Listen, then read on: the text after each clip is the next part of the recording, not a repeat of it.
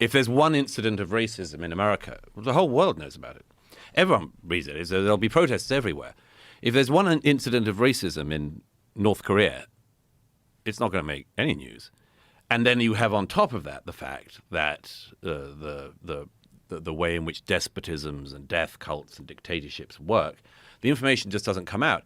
And Moynihan's rule ended up being that it's an interesting point. He said that his rule by the end of his time at the UN was that the number of human rights violations that occur in a country happen in exactly inverse proportion to the numbers of claims of human rights violation. Because only the countries which care about it and which such things can be aired in are ever going to get it out.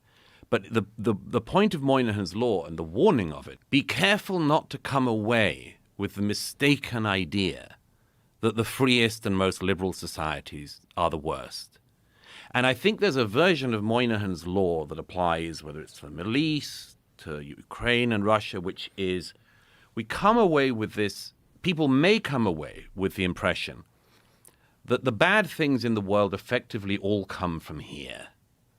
And there is quite a lot to be said for some of that, but there's not everything to be said. And much of the world runs on a dynamic and a dynamo, which you can't do a darn thing about, other than to try to understand. Yeah, okay, so I mean, again, I certainly,